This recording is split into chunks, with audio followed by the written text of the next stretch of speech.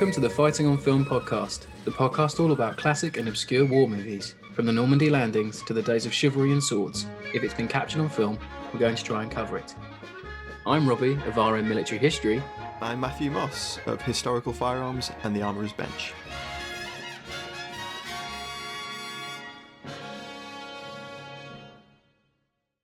Hello, welcome back to Fighting on Film.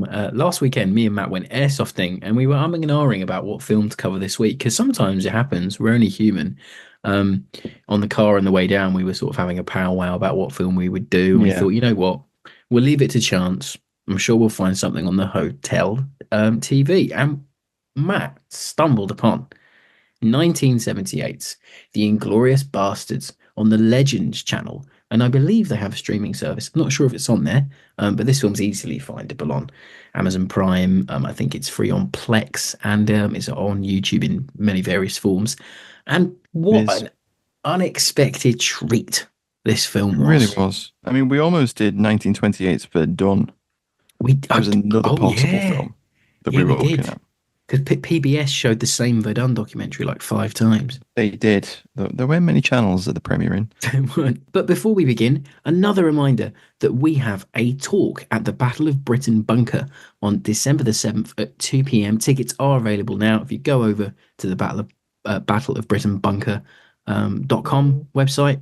Oh my God. .com website. It's the year 2024. The .com website boom has continued. This internet business will never take off, Matt. So if you go to the battleofbritainbunker.com, you can purchase your ticket, and we'd love to see you there. And our talk will be on British. Rob will talk about .com websites and stuff. Don't put them off. Good Lord. It will be about British Army on the British Army on film, and we'd love to see you there. So Matt, you're on cast this week. Can you regale us with the incredible cast of this incredible film? I will. But first, I'm going to give you the premise of the film in case you haven't. Good idea. Anyone out there hasn't seen the fantabulous film that is Inglorious Bastards. And if you're tuning in hoping we're going to be reviewing the Quentin Tarantino film, not just yet. In classic 4 form, we're doing the film who Tarantino stole the title from. We've got to do it. We've got to do it. The basic premise is it's a Euro war movie, and it's men on a mission. It's a group of deserters, Rongans, who are on their way to the stockade, and they manage to escape. And they're trying to make their way to Switzerland across the border, and they get pulled into all kinds of shenanigans and end up fighting a lot of Germans along the way. This movie is just shenanigans the whole way through. It's shenanigans. It is relentless. It's relentless. It is. Involves a castle. There's a pitched battle in a rail yard, and there's a V2 bomb on a train. It's got everything. It really does. It has some of the best matte paintings that you'll ever see outside Hollywood. Yeah. Oh, I know. And the model work on it's incredible. It's insane. It's just like you'd sit down and you, from the acting and some of like the dialogue and the dub, you think this is going to be a bit shit. But then as you get in, the cinematography and the model work and the scale and the direction of the narrative, you just kind of get taken into it. It's really interesting film in that respect. This might be the definition of the popcorn film within this genre, I think. Specifically the Euro war genre, which I will explain more later on in production. Excellent. So Matt, cast please, if you want. Cast, indeed. So the cast's led by Bo Svensson, who's a Swedish-American actor, cult actor, taking on kind of reputation for doing Euro war movies and lots of other things. He also appeared in Delta Force 1986, The Delta Force, the actual good one. Not the one that Clive forced us all through last Christmas. Merry Christmas, everyone. The trauma. Heartbreak Ridge, 1986 as well. Double Target, 1987. Delta Force Commando, not the good one, but also not the one Rob forced upon us.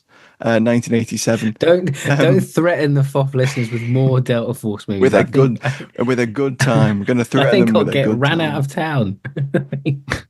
He came back for Inglorious Bastards as an unnamed American colonel in 2009, the aforementioned Tarantino film. He also appeared in Sidney J. Fury's Dependables, the comedy from 2014, which I haven't seen but looks dire.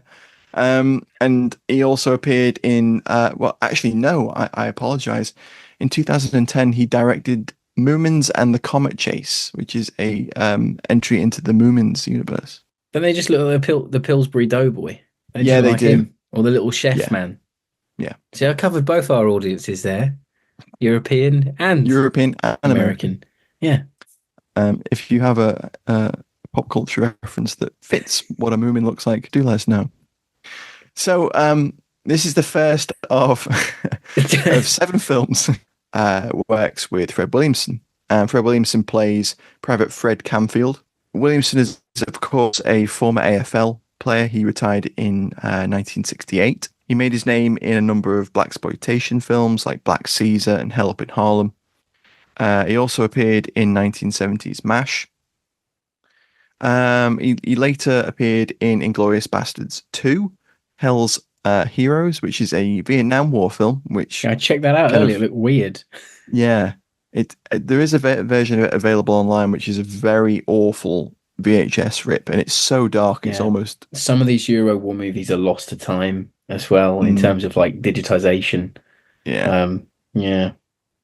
Yeah, but it's a Vietnam War film which kind of like plays off on the whole convict soldiers, you know, day dozen rip off kind of thing.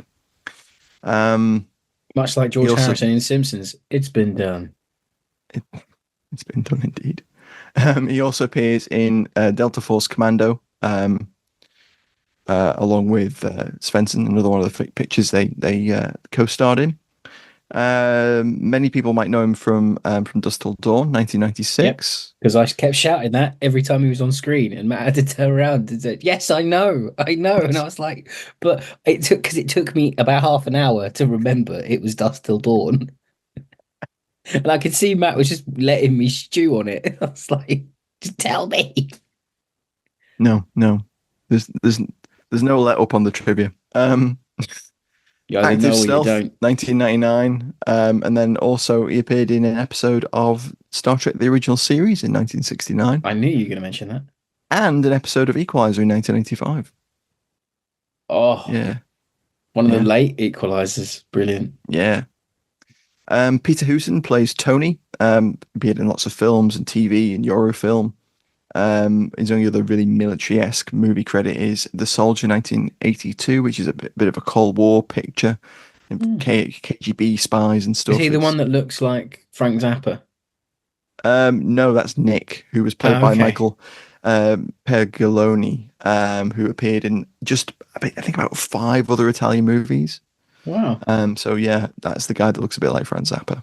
Then we've got Jackie Basehart, who plays Corporal Bell.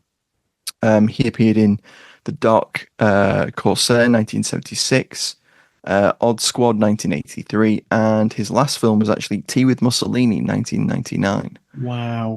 Notable for its one of the few depictions of British troops in Italy, That's very true. which we Yeah. discovered. And then we've got Raymond Harmsdorf, who plays Adolf Sachs. He's a West German actor who appeared in many spaghetti westerns and Euro westerns. He made a bit of a name for himself in German, West German TV adaptation of Jack London's The Sea Wolf, which got syndicated around the world. Ah. He also appeared in SAS San Salvador, which got me excited. I thought it might be a SAS film, but it's not. Um, and then he also We appeared do it to in. ourselves, don't you? You see the name of I something, know, you're like, oh, I could know. be pod So content. that happened so many times while I doing the know. cast this week. I was like, "Oh, that sounds good," and then I looked at it and I was like, "Nah, not really." Um, he also appeared in Thunder Warrior 1 and 2. And then finally, I'm going to round out things with the true heavy hitter in this picture. It's wild. We It's we were absolutely stunned. We were stunned. stunned. We were speechless when none other than Oscar-nominated actor Ian Bannon appears on screen as Colonel Charles Thomas Buckner. We can actually get like his full middle name It's as well. so good. It's so good but so bad at the same time. It really is. So reputedly, Bannon did all of his scenes in one day. It And shows. yeah, I was going to say that too. And sadly, he's dubbed. Yeah, So yeah. obviously, Ian wasn't doing a convincing enough American accent for the producers of this Italian war movie, and they were like, "No, we're going to dub him. We're gonna get an Mm. American to dub him." Well, because in true Euro War style, people Mm, dub themselves, even though they don't need to. yes, It's a Euro War cliche. It's a spaghetti Western cliche as mm, well. it You is. know, the dubbing. Well, for instance, Peter Hooton did, and it's Yeah, terrible. it's bad. The Yeah. sound mixing on that first scene where they're introduced is awful. He sounds like he recorded it in a bathroom. Yeah. And a lot of It's it, a terrible. lot of these lines are like, hey, he speaks English. You know, Yeah. they're really weirdly delivered. It's like the first take. And it's like they're recorded What separately. about Pepper makes my arsehole itch? That's Yeah. iconic. An Hey, that iconic boy's dub in line. love. Whoa, hey. It's like, what are you talking about? Bannon's career includes Private's Progress, 1956, the Yangtze incident, which we covered on the show a couple of years ago, 1957, The Hill, which we also covered way back in, I think, the first year of the show, Yeah, it was, with yeah. Sean Connery and a cracking ensemble cast, a Lumet Ozzy film. Davis. Yes. Oscar nominated for Flight of the Phoenix in 65, Too Late the Hero, 1970, The Deserter the same year. He played Hitler in The Gathering Storm opposite What? Burton's Churchill. Yes. Wow. Yes. 1974. Yeah, Burton is Churchill, and Yeah. then Bannon as Adolf Hitler. Incredible. Incredible. Um, Tinker Tailor Soldier's Spy, 1979. Eye of the Needle, 1981, and then Hope and Glory, 87, and then, of course, Braveheart, 1995. Yes. And don't forget 1973's The Offense, where he co-stars with Indeed. Sean Connery in one of Sidney Lumet's classics. Just have to get a Lumet reference in It's a there great for film. everyone. It's fantastic. But what a treat to see Ian Bannon Yeah, just appear. It's mm, just like, it's so really unexpected. unexpected. It's like Pokemon. A wild Ian Bannon appeared.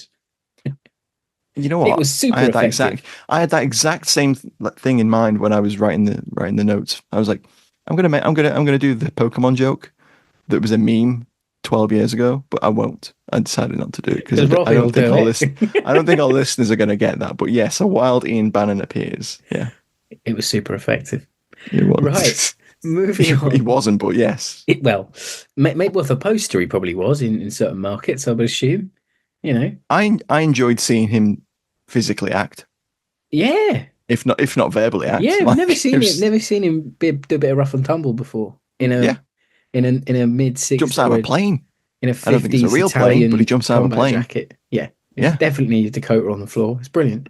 Anyway, on to production this week. So, as Matt mentioned, it's part of the Euro War or Macaroni Combat subgenre, which is kind of the Hmm. war films version of spaghetti westerns. European productions, predominantly made in Italy, that were kind of lampooning, in a way, or pastiching, I guess you'd say, because parody and pastiche are very different. Sort of, popular westerns, and it would always be with, as we've seen with Ian Bannon's weird inclusion, with kind of stars that are on the wane, or Mm. they'll come out to Italy for a few films. It's kind of that's a major plot point in Once Upon a Time in Hollywood. If you've seen that movie, it kind of explains that era. Anyway, so it was originally floated around to be made in 1976 in America after Bo Svensson sent the script to American producer Ted Mickles as a sort of pseudo follow-up to The Dirty Dozen. But it was rejected as he felt a sequel wasn't needed, being nearly 10 years after the original. And having Bastard in the title, Irony. I know, massive irony, and having Bastard in the title obviously would have been a hard sell at the box office in that time. Production obviously then moved to Italy and found a home. Its name in Italian is, and I'm sorry for any Italian listeners, Quel Maledetto Treno Blindato, which translates into that damned armored train. And then Oh. in it was called obviously Inglorious Bastards in certain markets. I think it was called Held Heroes in others on certain Mm. re-releases as well. It's had a lot of names, this movie. Yeah. Um, so And it's interestingly, they get the Hell's Heroes, Inglorious Bastards 2 Vietnam yes, movie mixed up. Like I've seen numerous Hell's naughty Heroes 2. uploads online, and it's like Mm, it's 1978's Inglorious Bastards, Hell's Heroes. It's like it's not. It's it's the not the 80s same, no. war, like And I Vietnam think film. they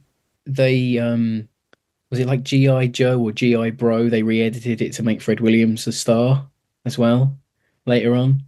Yeah, Found that out today. Very yeah. weird. Very weird. Lot of bites at the cherry, this film. Anyway, so it was directed by Enzo G. Castiglieri, whose credits include another Euro War classic, Eagles Over London.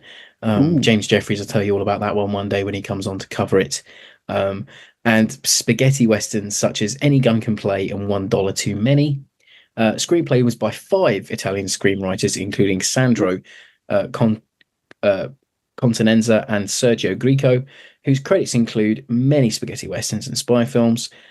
Giovanni Bergamini was the cinematographer, and he worked on the original 1966 Django, starring Franco Nero, and with Castiglieri on Any Gun Can Play. It was shot in Lazio and at the Cinesetta Studios in Rome. And a really weird tidbit. During filming, the film's armory was seized by Italian authorities on the I love grounds that this. it could be stolen by Red Brigade terrorists, which are a left-wing terrorist faction, communist faction, in the wake of an assassination attempt on the then Italian Prime Minister Aldo Moro, forcing the film to be completed with a lack of weaponry, with clever editing and footage being reused, along with improvised firearms and other weapons, which we'll get to in the alley Oh my tally. God, I love it. It goes mad. So it's That released. was a really interesting fact that we It's kind of like incredible. looked up during We our weren't watch of the film, expecting Cold War and era it terrorism to affect this movie, but no, it did. And it kind of shows, but kind of doesn't, because the movie's yeah, already it madcap explains as a it lot though, is. doesn't it? In that final Yeah, act. once you know it, makes total sense. Um, so it was released in November 1978 in Italy, in the UK in June 1980, and in the US in December 91. These were limited releases, I think, outside of Italy. But it's gone on to become a massive cult classic after finding a home on, TV and VHS and later on DVD. And the Guardian reported in early April 2010 that 300,000 copies of the 1978 film had been sold in the UK at the time, grossing £1 million in sales for Opium Releasing, who is said to have bought the DVD rights for next to nothing in 2006. What a bargain! Absolute bargain. I remember seeing it on the shelves of when HMVs briefly became that, it was called like Head or like Headspace. Do you remember those stores? Maybe it's a Southern Oh thing. yes, I know what you mean. Yeah, Yeah, I remember it yeah, being on the shelves there for like a fiver, and I was like, "Oh, Inglorious Bastards is out on DVD," and it wasn't the Tarantino yeah. one, so I didn't buy it. I wish I had back in the day. I'd have really enjoyed it. Um, so as I mentioned, Tarantino there, it's a firm favorite of the sort of the famous director, and he bought the rights when he made his version of Inglorious Bastards in 2009, so he could use the name. Obviously, Matt's mentioned the sort of cameos from the movie in this in his section. No budget this week, but as we can see, it seems to be a hit on VHS and DVD, owing its association with Tarantino and a kind of revived interest in the Euro war genre over the years. Mm, So I'm yeah. sure someone somewhere has seen the money been made back. Um, I could not find any box office for this. So I have a retro review from The Guardian, and it's of the DVD release by Philip French. And he says it's a deliriously mindless culmination of the large scale combat entertainments of the 1960s, raining from the guns of Navarone to Where Eagles Dare, with fancy stunts, pyrotechnics, a formidable body count, and Allied heroes disguising themselves in German uniforms. And he gave it 4 stars. That's very good. But the film came out in the 70s, the late 70s. So Yeah, but he means it's lampooning off them, I guess. does he? Oh, okay. Maybe. The final, I don't know what to speak for Philip French. He only speaks for himself. So, of course, this week we asked you for your one-word reviews, and we have a few. So, Lance Nielsen says slow motion. There's a heck of a lot of slow motion in this. Um, Ian Davison says not seen. Mr. C 1966 says glorious. Robert Thomas says better, uh, which he must mean better than the 2009 version, quote unquote. Um, Azimano says, "Where's Brad Pitt?" with a winky face. Tom says, "Unknown." And Craig goes, "Multinational or beer movie." And he says, "For me, this low key slaps. One of the better B movies you'll find. The pencil is mightier than the sword." Agree. Oh, I like that. That's very clever. It's My very one good, isn't word it? would have been pencil. But Yeah. yes, My one word would have been Halberd. MP40. Um, yeah. No, there's it. I was quite surprised actually. I thought more people would have seen this one. I I feel thought so like not too. many people on the socials had actually seen it. So did out Um, of those 3,000 people that bought it, no one fucking watched it, did they? Maybe it they're got not gifted for watching Christmas. Legends. Everyone's nan bought them it in 2010, thinking, "Oh, it's that new film." I'd have been made up if my nana bought me that. I'd have been shocked. I'd have been shook Like, if my nan thanks, had Nan. bought Can me we put it on this. now? Nan, turn Zulu off. We're watching Inglorious Whoa, Bastards. whoa, whoa, whoa, whoa, whoa, whoa. Got that far?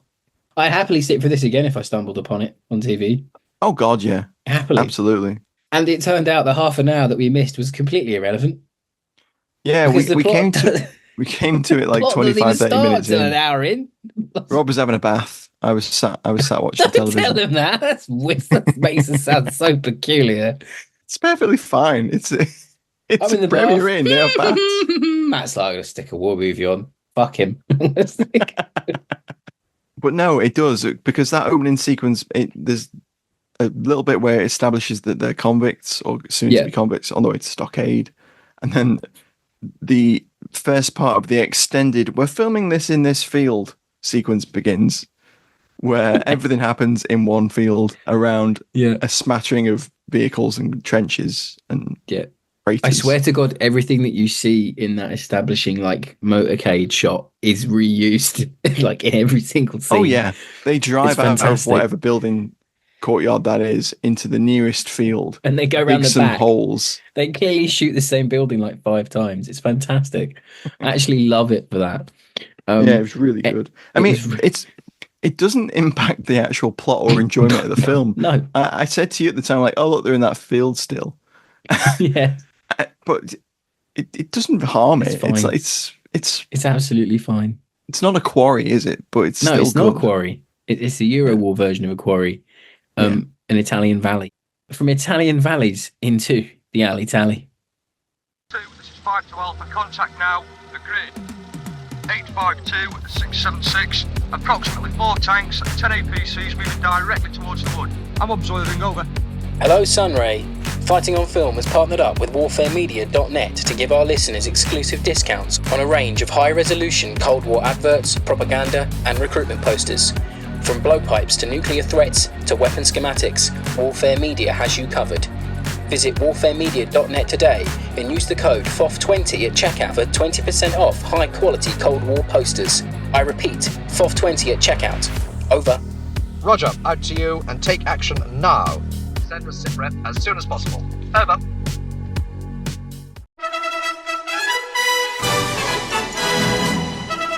It's time for Alley Tally on Fighting on Film.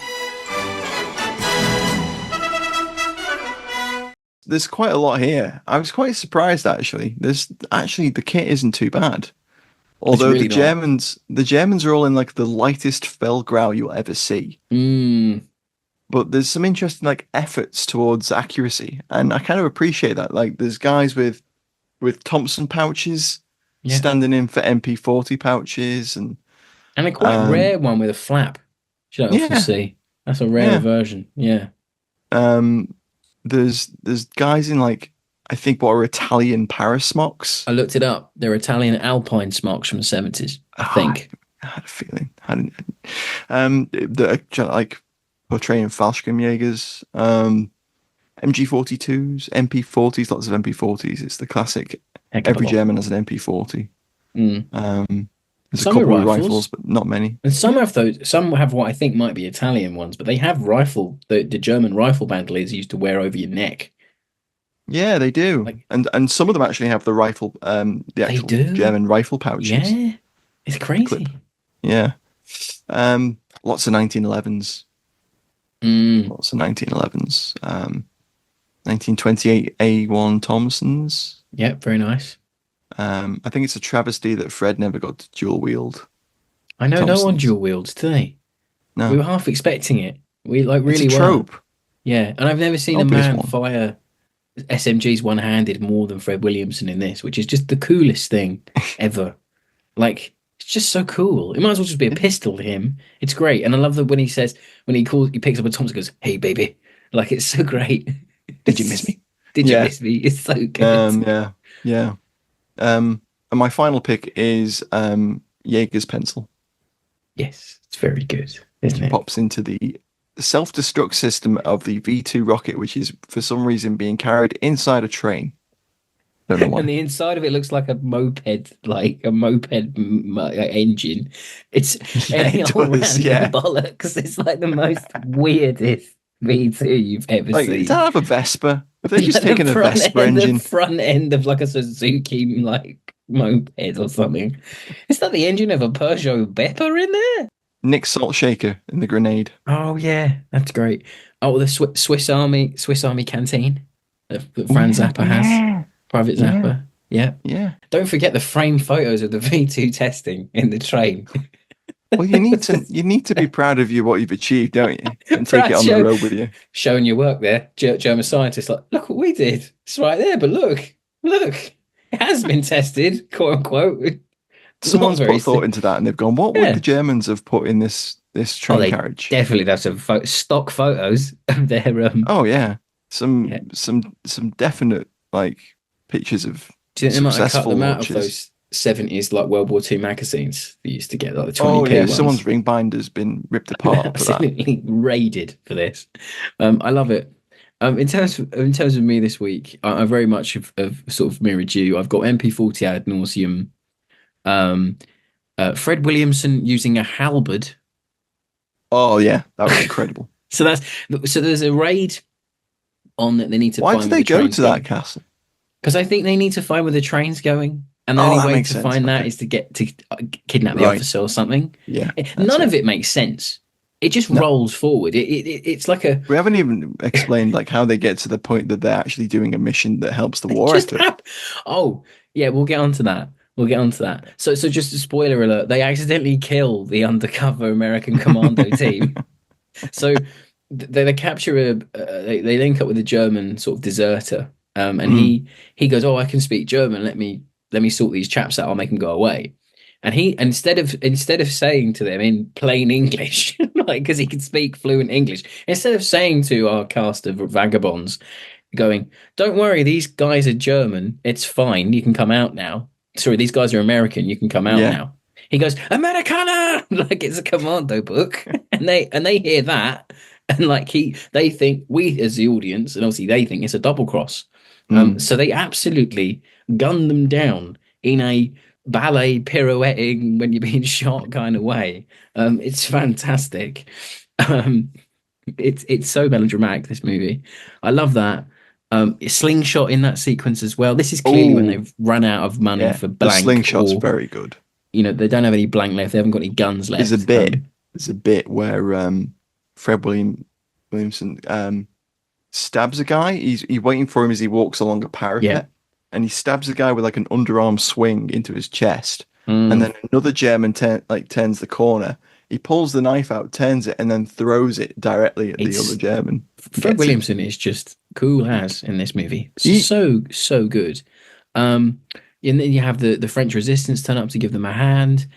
One of the And best French resistance movies you'll ever see. it really is in terms of representation. So they have M1 carbines, Garands, Stens, little French bolt action carbines. They have a lot of stuff. It's really good. K98Ks. There's a Springfield 1903 in there. Yeah, and that's in at the start of the motorcade. The it is the as well, guy on yeah. the watch has it.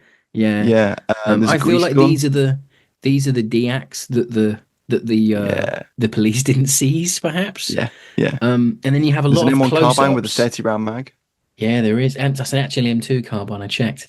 Is it? Oh, has it got the bayonet pin and stuff? Mhm. And the little metal cover on the top, Oh. which probably would have been in Italian surplus because I think they bought a load of stuff off the definitely, Americans at the end of the war.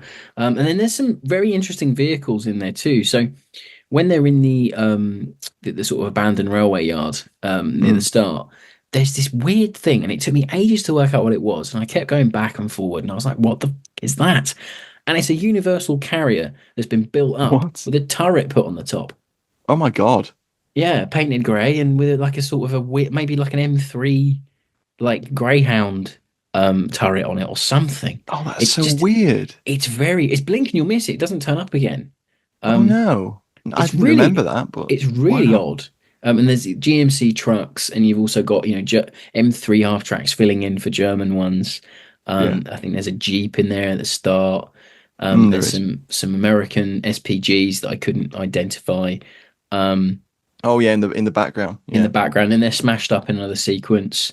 And then also a shout out for some of the matte paintings because they Oh, are they're really incredible. impressive. Yeah, There's yeah. a bombing raid and it destroys a nearby town, and there's this great shot like down a valley, and it's like there's like a It highway of looks death like of this. It destroyed looks like vehicles, and then it's like the Falaise Gap. It's it's yeah, it's it's incredible. There's so much depth in there. Like really are punch. This movie someone punches cooked when it on doesn't that. need Yeah. to. Yeah, as I say, this movie this movie goes hard in the paint when it doesn't have to on some things, and Mm. then it just completely ignores to do it when it should. It's really bizarre, but I kind of love it for that. Um, and yeah, that's my alley tally for this week. A lot of as well before we sort of move off the alley tally. A lot of M51 jackets filling in for M43s. A lot of Mm. Italian combat jackets that I'm sure everyone's seen for sale in like Top Man at one point. Remember they've got that weird sort of collar, but then it's got like a little loop for a button underneath. And it's got the pockets are kind of off to the side. They're like Yeah. sort of angled Yeah. pockets. Yeah, Angled. that's the kind of Mm. one. I think Ian Bannon's wearing one. But by and large, they're getting that bad, really. But in terms of some Euro War movies, you'll see Oh, not bad. this is the criterion of Oh, it Euro is. War. Yeah, this is creme de la creme of I kind of macaroni feel, combat films. I mean, as someone I've seen a lot of Euro War movies because I kind of have a soft spot for them. This might be the best one, and that's not saying much. High praise. I think the genre peak with this, really. It Because might the have done. plot is just about coherent enough, Yeah. and there's enough action, and it doesn't lull. It never lulls. It No, no, doesn't it doesn't. stop. It's like a creeping barrage. This movie, it's always going forward. It's never stopping. Right, on to favorite scenes. Hello there, sorry to interrupt. I wanted to let you know that you can now join our supporting cast over on Patreon. As thanks for your support, you'll be able to help us pick films, submit questions for guests, have first pick on brand new and exclusive merch, and much more. Thank you for your support. Now back to the show. What's your favourite scene, Rob? The entire runtime. No, I'm being facetious. No, I really like this one this week. Probably the train section. Train section is good. Because it was so unexpected. Mm. And there's so many like cliche bits where you've got lads getting on top of the train, running on top of the train, shooting on top of the train. Yeah. You've got an Swinging through windows. swinging in through windows. It's really kind of your classic train assault. And then you've got the resistance being like absolutely mown down on the ridge. Then it goes all slow motion near the end. You've got a beautiful shot of a stick grenade coming through a window, which is just beautiful. And this is my We were thing. both like, oh my God, that was good. We were. This is the thing with the Euro War genre. Sometimes the camera work is just mid shot, close up, wide, and that's all you get. But in this, Bergamini's cinematography in this is very, very good. There's a lot of westerny type stuff in there, little nods. Yeah. There's deep focus shots through cover. Yeah, yeah. There's like there's that tracking shot where they just walk down to an edge of a. It doesn't need a tracking shot. No, but there's it's literally really a tracking well shot done. as they go down to a waterfall. It has a lot. And then there's say, loads of Dutch angles and stuff. It's really cool. The movie goes hard when it doesn't need to, and I think that's its charm for me. And you can definitely see a filmmaker like Tarantino appreciating it for those kind of little things. But no, that whole train sequence it's just fun. This is the definition of a commando book made into film, isn't it? Really, for me at least. It's like a valiant. There's a bit where there's a guy on a motorcycle chasing the train to tell them to not blow the train up. Yeah, there's a bit where they're like jumping off it onto bridges and swinging down through things. Like there's There's a guy that scrambles over the whole length of the train to shoot like 3 or 4 guys. It's just the quintessential train assault sequence, as you said, and it's kind of better than a lot of the ones that preceded and followed it. To be honest, Kind it's of is. actually one of Yeah. the best. Like if you take the Dirty Dozen one as an example, the Mm, sequel, Final mm, Mission or whatever it's called, yeah. um, it's just it pales in comparison. Well, yeah, it does. I agree Maybe there. maybe even better than Dark of the Suns train sequence. Good God, wow. Mm, It's longer. To be it is fair, it's longer. longer. We could have done Well, this for the often threatened train month. well, we didn't know. We just We didn't didn't know it know. had we didn't know it had a train in it. We didn't know. But Honestly, even we went in blind and we were just stunned all the way through. we were. Wait, what's your favorite scene? My favorite scene is the random castle infiltration. Obviously, to get It's just information mad. about that. And that's the Is point that in the like a film. riff on Where Eagles Dare?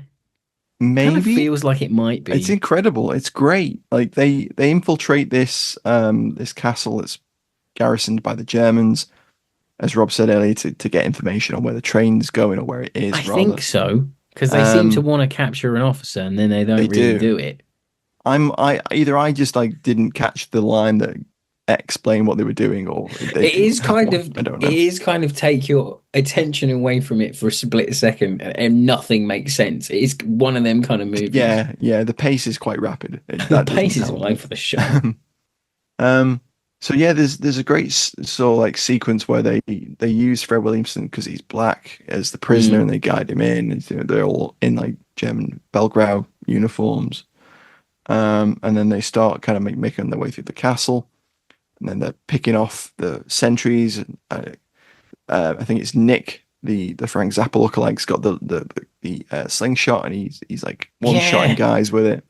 Um, and Fred Williamson finds himself in this room with some German officers chatting, being interrogated.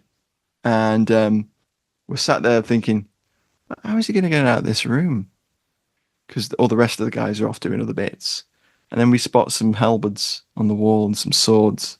And we were like, oh, knowing that all the guns had been confiscated and Yeah. that the armorer was at the point of like just throwing spent cases out to the side over like out of shot. Kind of. Like It feels like that might have and they were happened. like flashing lights to mimic muzzle flash. Yeah, or like doing an intense, like clearly post-production zoom on someone who's like shaking a gun. Yeah. There's a shot of Fred Williamson in that field that gets spliced into the end sequence of him firing an Many MP40 times. like 3 or 4 times. Hmm. It's like a mid, then it's a close, then it's a long shot, then it's a mid again. It's great. Yeah. So Fred grabs a halberd off the wall and starts like swinging it, and he like impales an officer, and then we're like, oh my god, what's gonna happen? And, like, there's a bit where a door opens, Yes. and we both looked at each other and we're like, oh my god, he's gonna throw the halberd, and he does. He They throws tease the it. halberd up and like catches it in his hand reversed to like throw it like a spear. But then Yeah. someone like stabs the guy from behind. I think it's Bell that They comes proper in, tease it. That it's and great. you're like, oh, that was such a tease. And then they kind of they you know they realize that the audience is going to be crestfallen that we didn't get this great halberd spear throw kill, and they give us what can only be described as the most insane zipline scene I've ever seen. Their escape method is them setting up a zip line It's so from the weird. castle down. And There's literally no need. Like, yeah, it's great because they set up this zip line, and then they show each and every one of them going down it, including Ian Bannon. every bloke. Yeah. And then even the cameraman comes down, and you get this great shot How of are the they gonna get the cameraman, cameraman down? and like one of the guys like grabs the camera and pulls him on. It's Yeah. great. Bizarre, truly It's just bizarre. great. It's just great. I think we're on to final thoughts. Really great opening titles to this. Yes, I thought they are. They're Um, very Bond. they're very Bond, and we were saying this. There may have been some Partridge mentions. It may have been. And they were done by Eugenio Lardani, and he's best known for doing the titles for Once Upon a Time in the West, Day of Anger, The Good, the Bad, and the Ugly, Ooh, A Few Dollars More, and A Fistful of Dollars. So he did all the Sergio Leone classics. So He had quite the career. Mm. No, it's great. They are really good. They're They're really like the cool. train coming over, and they're really Yeah, very like 70s. flames in the background and like Yeah, blue fades and red lads, fades and stuff. And men either dancing or falling from gunfire. I couldn't be sure. that's one of the great tropes of this film. Everyone's pirouetting all the They time. are. They really are. There'll be Yeah. there'll be a grenade thrown and it'll be a nuclear explosion and then like three guys will like pole vault out of a trench, So pirouette and then Sweeney. like land in front of you. It's amazing. It's I'm great. surprised there wasn't like cardboard boxes like the Sweeney for them to like run into in the Oh in the my Jeep. God, that bit in the train yard or the barn or where it is where they're being like escorted by a German like prisoner escort Yeah. squad, and one of them pulls a load of pallets down on top of them. Oh, it's great. It's amazing. It's so good. And obviously we can't and the train doing a Kool-Aid Man moment coming in through the door, It's a the beautiful building. shot. Clearly model The work. model work in that Yeah. sequence It, was Mac and I verbatim almost quote, this is like the maddest ending to a Thomas the Tank Engine episode. the Fat Controller is very, very unhappy. So Ian Bannon's on the train disarming a V2 rocket, which I don't really understand why he was there to do that in the first place. But anyway, Thank God he was. Them lads would have budged it if they did. well, he accidentally sets off the self-destruct thing, and then Bo Svensson puts a pencil in there, and anyway, they decide they're going to destroy the train station because it's full of Germans and bombs. There's like a train cart with like loads of like 500-pound bombs on it, just exposed to the elements. Of course. So essentially, the train explodes and careers off the tracks straight through the train station window, and it's beautifully framed. Amazing model work, and It's so good. that comes back to what you were saying earlier. It's the certain things that this film does really, really well, like top level quality work, Yeah. like Yeah. Hollywood levels of production values, and then you've got people like Fred Williamson sees a load of naked Wehrmacht girls, and he literally just cartoon rubs his eyes, and he's like, "Huh?" They're like cartoon characters, aren't they? They are. Yeah. There's a I bit expect his where heart to start beating out of his chest. yeah, exactly. You know? There's a bit where one of the guys says, "Pepper? No, it makes my asshole itch," and you're like, "That's an incredible dub." What are you saying? Who wrote this? What was that line in Yeah, Italian? yeah. Like It's amazing. I Poetry. mean, like, to sort of round out my final thoughts, it's the best. It's the best. Like, how am I going to explain this? It's the best 50s, 40s combat film made in the style of a 60s war film filmed in 1978 that you'll ever see. I think that's it. I think that's true. Does that hit the nail on the head? Like And- it's so enjoyable. I can't hate it. I actually really love it. At the same time, there's certain lines in the film that actually try and do some interesting things. So there's an exchange between Tony and Sax, the German deserter. And Sax is a deserter because he's seen the futility of war and doesn't want to fight anymore. And there's a bit where they pass like a German convoy that's been bombed, and Sax complains about the futility of war and says, "I'm sick of this." And Tony turns around and goes, "Well, I bet you weren't saying that when you invaded Poland, were you?" And that was such a good line, like just completely dismantling the good German trope. It's great. I love it when he goes. He's saying, "Oh, I'm sick of this war," when they're carrying in the foxhole at the start, and Svensson just goes, "We don't want your life story." It's just so like mean. It's just brilliant. No, I love it. And having never seen it, I mean, I don't know how I avoided it. I just did. You know, the movies just pass you by. Yeah. I'd heard of it, obviously, but like, Well, yeah, it's very easy for Euro war movies to pass you by because you kind Yeah. of tar them with the same brush, and you have to be in the mood for that kind of movie. You have to be in the You mood to do. like accept it's going to be a bit naff in places, and you have to get past the dubbing. Some of the dubbing is really quite weird, and it does have those surrealist elements as well, like the Wehrmacht ladies that start shooting, yeah, and those kind of bits, and you can see where it leans on some of the post 50s, 60s, early 60s war movies, and you get that kind of like new wave elements getting thrust it's a into bit. it. It's cliche heavy, but it's not Yeah.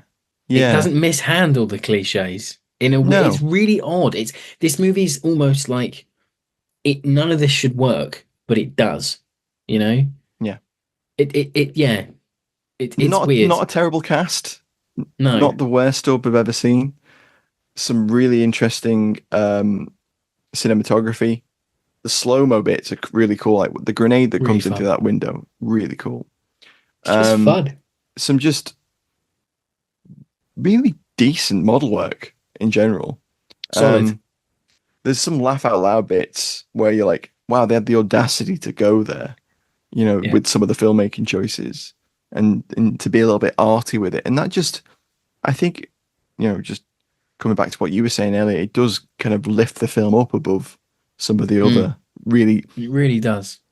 where tropes become like a weight rather than just a kind of a feature. They kind of they can weigh films down sometimes, those Euro War Yeah. movies, where they just become too trope heavy and they're not. This kind of embraces it in It a good does. way. It's almost sentient in its realization that it's doing some of the tropes, and that's fine. Yeah. You don't always get that. I enjoyed it. No. I was quite surprised. Yeah. I think it's if you're a fan of sort of exploring the depths of the war movie genre, this is a good one to start with. And Oh yeah, I think it's a war much movie like with completionist, if you will. yeah, it's much like if you're kind of a fan of intention or movies that are so bad they're good, you have to find one that is sort of a soft introduction. This is a very good soft introduction into the Euro War genre. If you want to learn more Mm, and sort of watch more, this is a yeah, great one to start on. the real Um, highlight of the genre, subgenre. Mm. it is. It really is, and it's a treat. Just a little popcorn film treat. You It is. don't It's want one of anything those too films that you heavy. can sit down with a some popcorn and a beer, and Yeah, if you're in the right just enjoy headspace it. for it, you'll really enjoy it. Yeah, exactly. Yeah, don't expect high cinema, but expect a Hmm. lot of bang for your buck. So that was 1978's Inglorious Bastards. We very much enjoyed it here at FOF HQ. So into this week's large question. So my large question this week was, what war film would you have liked to have spent a day behind the scenes on? And we had a lot of responses, nearly 50 of them. So History Rage podcast says Downfall, just the opportunity to witness a project to paint the final days from a German perspective. Paul Burns says Crimson Tide, the day they filmed the part where the command of the submarine is being fought over by Gene Hackman and Denzel Washington. Ooh. Adam Christian says Tropic Thunder. JMCN goes Nolan's Dunkirk. I could get up close to some real little ships and take many photos. And he put a photo he took of LO14 Endeavour. Oh, nice. Mark Wincup, yeah, it was a lovely photo. Mark Wincup goes, for authenticity, theirs is the glory, an opportunity to meet the real men of Arnhem. Yeah, good choice. Great one. AD Bond goes 633 Squadron, just to see that many Mozzies actually flying. I mean, who wouldn't? Brian Williams says Zulu, to see all those Zulu Yeah. extras in their impy formations and to hear their chanting. James Jeffries goes, predictable answer for me. He goes 1969's Battle of Britain. He says, but for all those aircraft, big name stars, the veterans involved, etc., it's a no-brainer. Kevin Getz, if anyone knows him out there on X, he puts Bridge Too Far. He put there's only one answer.